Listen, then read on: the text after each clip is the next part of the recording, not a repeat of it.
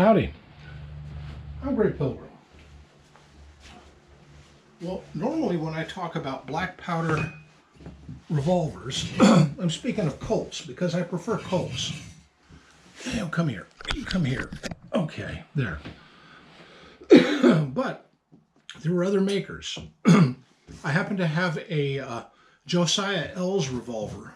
It's one of the Mormon gunsmiths made that one. And I have, I have several others, but one in particular. A fellow by the name of Fordyce Beal took out a patent in 1858, and E. Remington and Sons decided that they'd make a revolver based on it.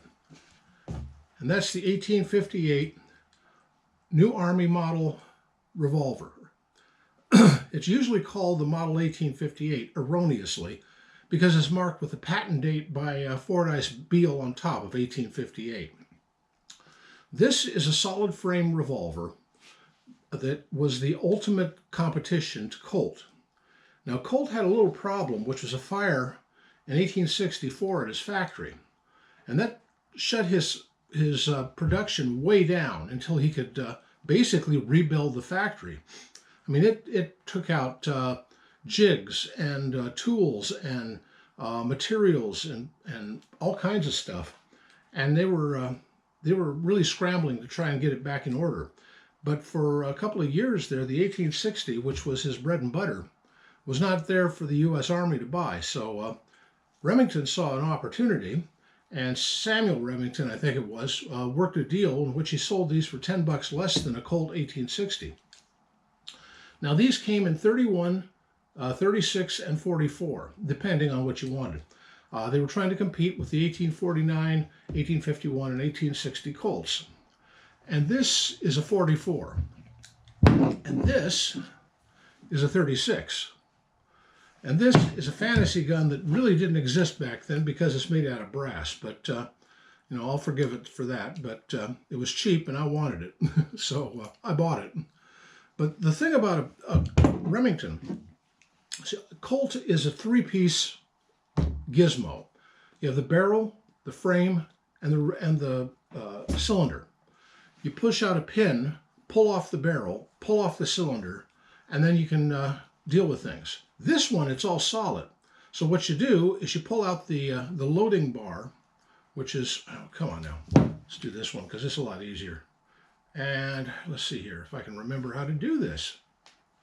You pull out the friggin' rope. Okay, that's how you do it. Like this. Just put this down just enough to do that.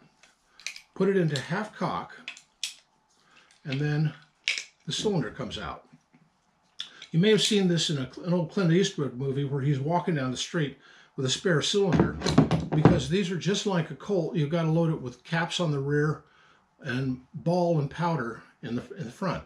So he had a preloaded cylinder, pulled out the 6 shots he's just fired, put a new cylinder in, popped it all back together again, and continued walking down the street.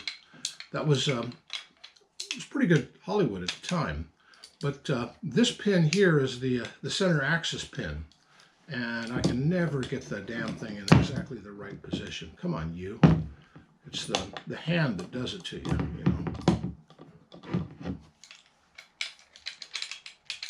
There we go. Come on now. You be good. There.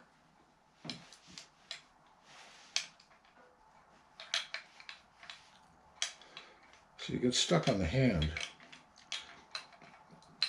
Well, anyway, I'm not very good at this kind of thing. You may have noticed I'm something of a klutz, and which is not so good when you're dealing with precision instruments like firearms, but hey, it's just the nature of my life, you know.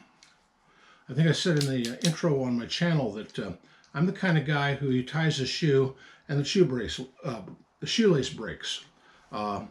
Anyway, that's how that's done. 1858, pretty cool looking old revolver. They were cheaper than Colts, and they're almost as well made, in my opinion. Besides the U.S., these were also used in the Franco-Prussian War, Mexican insurrection, and a whole bunches of wars all over the place. Russia bought a bunch of them. Remington had a real moneymaker on their hands with this one. And the Beal patent from 1858 was a pretty good patent because it was on this solid frame. Basically, the Whitneyville revolver looked very similar to this. I don't have a Whitneyville, but I do have a Spiller and Burr, which sort of is a Whitneyville in disguise, sort of. Spiller and Burr basically, well, during the Confederate government and the Civil War, everybody in the South could make any weapon they want because there was no American Constitution and Congress and all of that stuff. No bureaucracy to block them from making whatever they damn well pleased. So things like, okay, the dance revolver, which is basically an oversized dragoon. You have all kinds of different things. The Spiller and Burr, which is a copy of the Whitneyville. All kinds of Leech and Rigdon is basically an 1851 Colt. But these are interesting. They abide by all the rules and use, I think that by this time Colt's main patent on the revolver itself had run out, even though he had it extended for another 7 years. And there's some shady dealings involved in that. But Remington worked a real good deal with the Army, and the Army was happy because they got him for $10 less than Colt. Colt was not happy at all about it. Anyway, Remington revolvers. Just saying, they're kind of cool. Happy trails.